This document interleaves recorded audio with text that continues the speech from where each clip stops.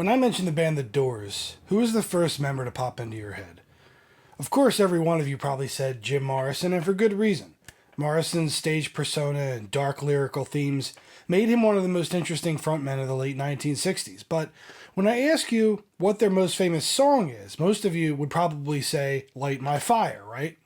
It was their first number one single, after all. Well, would it surprise you to know that Morrison didn't write it? Hidden behind Morrison's oversexualized and controversial persona was a guitarist who had barely even picked up an electric before joining the band. Robby Krieger, The Doors' mysterious guitarist, is our subject, next on Forgotten Fretmasters.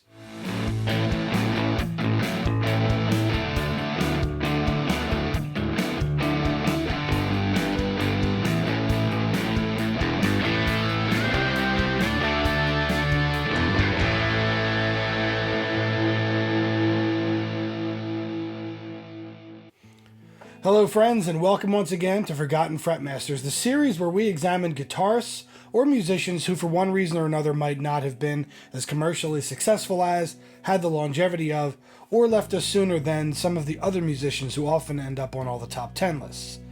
Today we will be looking at American guitarist Robby Krieger, most famous from his time in the late 60s and early 70s with The Doors, known for their mercurial and dynamic frontman, powerful syncopated rhythms, and most importantly, awesome hit songs.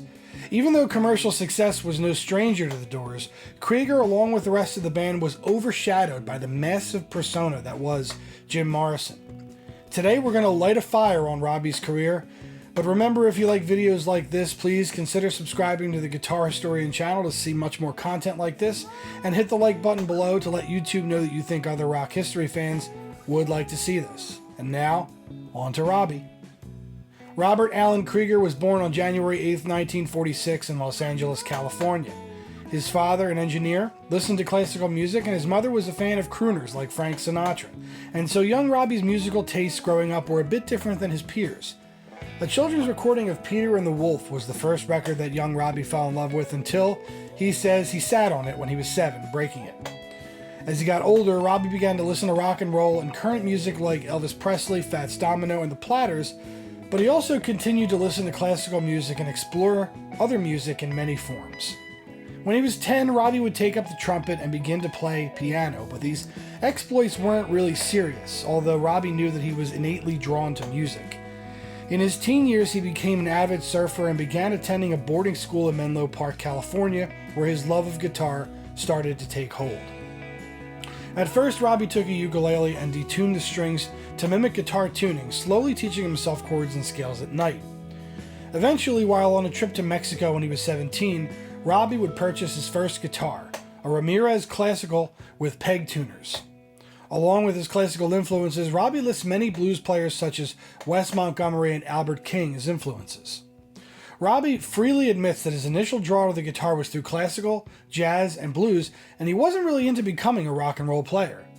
His first band was an outfit called the Back Bay Chamber Pot Terriers, who played a number of genres, and Robby would mostly focus on flamenco styles, folk, blues, and jazz in those early days. But in 1965, fate would intervene in Robby's career, and he would find himself in some strange days.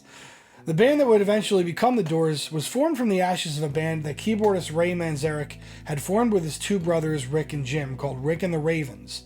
Drummer John Densmore was in the band through his friendship with Ray through meditation classes. Surfing, meditation, jug bands. Did I mention this was California in the 60s? Anyway, Manzarek had met poet and film student Jim Morrison as they were attending UCLA Film School in July of '65. And Ray had encouraged Jim to sing one of his songs on Venice Beach, to which he responded with Moonlight Drive. Ray could see the magnetism and talent that Jim had, and began to urge his brothers to have Morrison join the band. Very quickly, the band started to form around Jim's songs and signature style as a frontman, even though initially it took some time for Jim to come out of his shell on stage. The band would record a 6-song demo in September of 1965, renaming themselves to The Doors, which Jim borrowed from Aldous Huxley's book The Doors of Perception, which had itself come from a line in William Blake's The Marriage of Heaven and Hell. But as time went on and the band's style continued to change, Ray's brothers decided it wasn't for them and they would leave the group, creating an opening for a guitarist. The story goes that as the Doors were trying out guitarists, Jim overheard Robby Krieger playing slide guitar and immediately was drawn to the sound, wanting to use it on every song Jim had written for the first album. Despite being only 18 years old and having played the guitar for less than 2 years, Robby found himself in a professional band. Despite his young age, he was seen as emotionally and intellectually mature, having tried acid earlier than the others and already a practitioner of meditation and Eastern mysticism. At the time, his main axe was a 1964 Melody Maker Gibson SG with P90 pickups that he'd recently purchased, and this was the guitar featured on early Doors recordings and the first album. But before they were touched by fame, the Doors would gain a residency at an LA club called the London Fog, which by all accounts was a sleazy dive bar. But the band was able to coalesce at this club, and Jim's on-stage persona would begin to awaken as the Doors became a force to be reckoned with. Eventually, they would be spotted by Elektra Records president Jack Holtzman and producer Paul Rothchild, both of whom made an appearance in an earlier video of mine about Mike Bloomfield, with both men having been involved with the signing and recording of the Paul Butterfield Blues Band. After catching a couple of the Doors shows, Rothschild was convinced that the band was ready for prime time. Elektra would sign the Doors on August 18, 1966, and the band would quickly convene at Sunset Sound Studios in Hollywood, California, to begin recording their first album. As the band worked on their debut effort, they came up a little bit short on the running time, so Jim asked the other members if they'd had any songs of their own. That night, Robby went home and would write a song for the group and bring it back to them the next day. That song was Light My Fire, which would eventually become the band's first #1 hit and catapult the Doors into rock superstardom. The song was tweaked and added to by the rest of the band to clock in at nearly 7 minutes, featuring solos on keyboards by Manzarek and guitar by Krieger. Of course, as most humble musicians are, Krieger said of the solo, quote, "To be honest, the one on the record is not one of my better versions. I only had 2 tries at it, but it's not bad. I'm glad it was as good as it was." Well, Robby, good it was, my friend, because the Doors' self-titled debut album, propelled by Light My Fire, went to #2 on the Billboard album charts and turned the Doors into rock superstars. The album featured other songs such as Break On Through to the Other Side and the Oedipus-inspired live crowd pleaser The End, which spawned 1,000 theories as to its construction and composition. The Doors would promote the album with a number of TV appearances, but none more famous than their September 17, 1967 appearance on The Ed Sullivan Show. As with most rock legends, the stories behind this appearance vary, even having been told multiple ways by Manzarek himself, but the gist of the story is that the CBS brass on The Ed Sullivan Show asked Jim to change the lyrics, "Girl, we couldn't get much higher," to "much better," to avoid the drug allegory. The band agreed to this minor change, as the Stones had previously done this on their hit Let's Spend the Night Together, which they changed to Let's Spend Some Time Together, but either Jim was too nervous and forgot to change the lyric, or he just didn't care and sang it anyway. The result was a lifetime ban from playing Ed Sullivan in the future. The Doors would follow up their debut with a similarly structured Strange Days, sparking some reviewers to call it a rehash, but the album is just as strong as their debut, spawning several hit songs as well as timeless Doors classics like Moonlight Drive, When the Music's Over, and People Are Strange. Krieger would write another big hit for the band with Love Me 2 Times, the story of a sailor shipping out for duty who plaintively asks his girlfriend to love him 2 times. The composition definitely showcased how tight the Doors had become as a band, with staccato bursts and stops and starts that sounded like they were on a dime. That song would hit number 25 on the Billboard charts, but its sexual entendre would get it banned in some markets, hampering its ability to rise further. Sometime in 1968, Robby would replace his Melody Maker SG with a 68 SG Standard, complete with T-top humbuckers and a Gibson Vibrola tailpiece. He would also acquire a 1954 Gibson Les Paul Custom, Black Beauty, which he used mostly for his slide work. This slide work was on full display with eerie runs on Moonlight Drive that almost sound like a theremin. Interestingly, the Doors refrained from adding a regular bass player to their live lineup, opting instead for Manzarek to play bass lines on a foot-operated bass keyboard. This allowed Krieger to experience freedom in multiple tonal areas. Robby would later say, quote, "Not having a bass player affected my guitar playing a lot. It made me play more bass notes to fill out the bottom. Not having a rhythm player also made me play differently to fill out the sound. And then, of course, I played lead, so I always felt like 3 players simultaneously." By the time the Doors began preparing for a third album, which would become Waiting for the Sun, Jim's self-destructive tendencies would begin to rear their ugly head, and his antics were beginning to gain notice by the press, causing the Doors shows to become more of a question of what will Jim do next rather than about the music. The recording of the album became a torture chamber, with Jim's entourage often mucking up the process. Robby recollected, quote, "By that time, Jim was being taken advantage of by various hangers-on.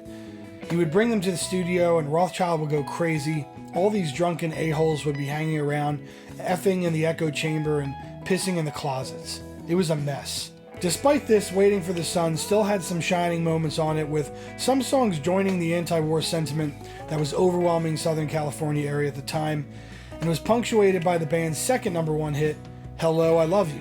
Robby's flamenco roots can be heard proudly on Spanish Caravan. The Doors would continue their streak of hard work, releasing their fourth album, The Soft Parade, a year later. The album was a marked departure, with lush, overdubbed classical suites and a cocaine-addled Paul Rothschild becoming an increasingly fascistic presence in the studio. But it became a war of attrition for the band, sending Morrison to the brink of a nervous breakdown and costing 8 times what the Doors' debut album had cost to record. Morrison had also become fascinated and borderline obsessed with mob mentality that seemed to take over many of the band's shows.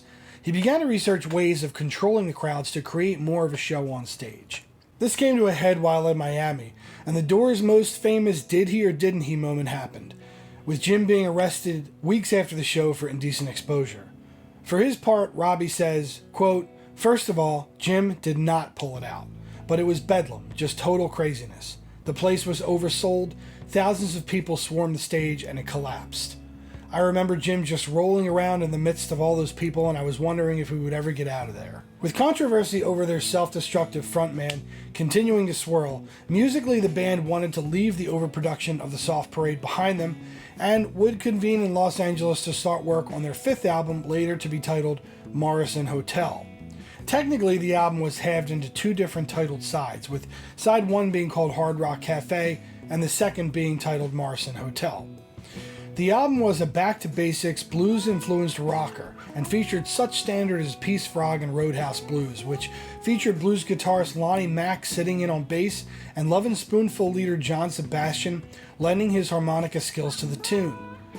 Robby's playing on the album was especially inspired, with his raucous riff on Roadhouse giving way to a wad-drenched G5 chord on Peace Frog. Krieger was showing he had no problem getting loud. Because of Jim's various onstage antics, the Doors were still blacklisted in many U.S. localities from playing live, and so U.S. tours were nixed before they began.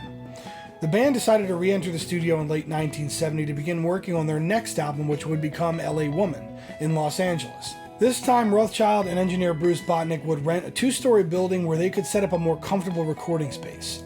This led to a quiet, bluesy vibe on most of the songs, with some of the band's early themes finally coalescing with their new power and comfort in the blues rock genre.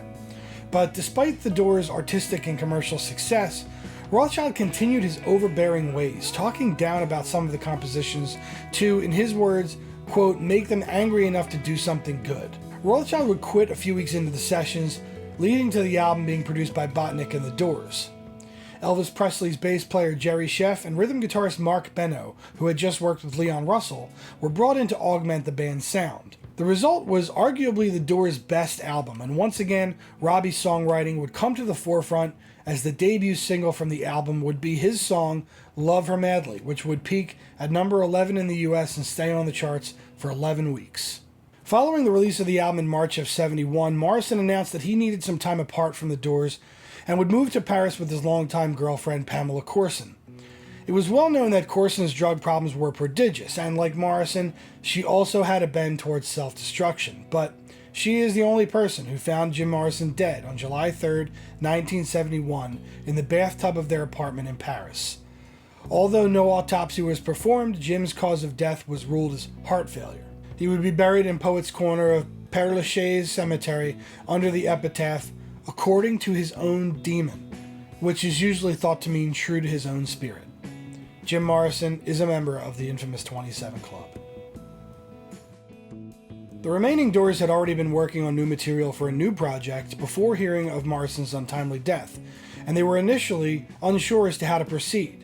They considered auditioning new singers, but in the end thought it more appropriate to Jim's memory that they not replace him. Ray Manzarek and Robby Krieger would share vocal duties on the Doors' next release, appropriately titled Other Voices, in October of 1971. Predictably, the album performed poorly despite the song Tightrope Ride receiving some airplay. Krieger, Manzarek, and Densmore would release one more album under the Doors' name in 1972 called Full Circle, but again this would fail to recapture the spirit of their albums with Morrison. Despite this, the trio's musicianship was still obvious, and there were more than a few gems and moments on both albums.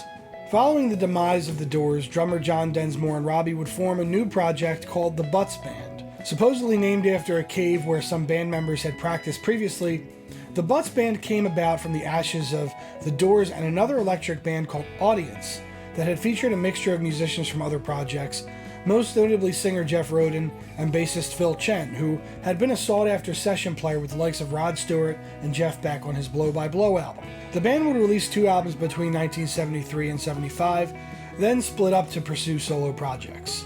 Of the band's sound, Krieger would say, quote, "It's not head music, it's heart music, it's up music, it's music you can dance to." Robby would release his first solo album in 1977 called Robby Krieger and Friends, which was a serious shift towards a more jazz-oriented style. This would be a window into things to come, with Krieger going on to a fairly successful career on his own as a jazz guitarist, but the albums wouldn't see much commercial success, and Robby's continued post-Doors work wouldn't move the needle commercially. But personally, his work kept him going, and he would form several different bands around his work over the years. In 1978, the Doors would reconvene for a new project called An American Prayer, which featured the band playing backing tracks on several spoken word poems that Morrison had written and recorded before his death. Fans are split over this album, with many seeing it as a money grab. One such person was Doors ex-producer Paul Rothchild, who called the project, quote, "a rape of Jim Morrison." The ex-Doors have consistently said that the project was done with the best of intentions, to bring Jim's unheard poetry to the masses in a way that would allow those closest to him to interpret the material. Whatever the case, the album would eventually be certified platinum. Krieger would go on to release 3 more solo efforts throughout the 80s, Versions in 1982, Robby Krieger in 1985, and No Habla in 1989. In 92, he would form a band with his son Wayland, known as the Robby Krieger Band, and would tour under this banner with a number of years. In 2000, he released a jazz fusion album called Cinematics, which featured such players as Edgar Winters and drummer Billy Cobham, who you might remember from our last episode about Tommy Bolin. In 2002, Krieger found himself with Ray Manzarek again in a reborn version of his old band called The Doors of the 21st Century. The band featured Jim Morrison clone Ian Astbury of The Cult, and would immediately met with lawsuits and cease and desist orders from the family of Jim Morrison and drummer John Densmore, who, it was said, could no longer tour due to tinnitus. But Densmore would later say that he hadn't been asked to join the project at all. The band would eventually be retitled to Manzarek Krieger, and would tour performing Doors songs all the way up until 2013, when Ray Manzarek would pass away after a battle with bile duct cancer. Krieger has kept himself busy through various one-off projects and appearances. He's played with Blue Oyster Cult, Eric Burdon of The Animals, Rich Robinson from the Black Crowes, the band Fuel, and Alice in Chains. He even threw out the first pitch at one of his beloved Dodgers games in July of 2017. Nowadays, you can find Robby right here on YouTube, as he used the excuse of being stuck at home during the pandemic to reach out to a new generation of guitarists and record a number of lessons and stories regarding some of his most seminal work with the Doors. There's a link to his channel down below if you want to check them out. It's amazing that even in his late 60s, it took a pandemic to slow Robby Krieger down, who hasn't really stopped working since joining the Doors in 1965. It's hard to pin down what style Robby's playing could be classified as, since, as he puts it, quote, "I just tried to sound like myself. I consciously avoided copying Chuck Berry or B.B. King because that's what everyone else was doing. I tried to come up with the right part for the song and play something that would complement Jim's singing. It must have worked. I think we came up with a pretty good body of work." True that, brother. His trademark slide work and atmospheric departures from the usual blues rock standard modes lent the Doors a unique sound that made them stand apart from many other bands of the era. Even though all of their recorded material came contained within a short 5-year period, the Doors are considered one of the most important and influential bands of the 60s. And many guitarists in the genres of prog rock and heavy metal owe a lot to his adventurous and signature style. It might have been Jim Morrison who broke on through, but it was Robby Krieger who lit the fire. That's another episode of Forgotten Fretmasters. Remember, if you like videos like this, please subscribe to the Guitar Historian channel for more content like this, and be sure to click the bell icon to get notified whenever we post new content. This is the end, my only friend, the end. Thanks for watching, and we will see you next time.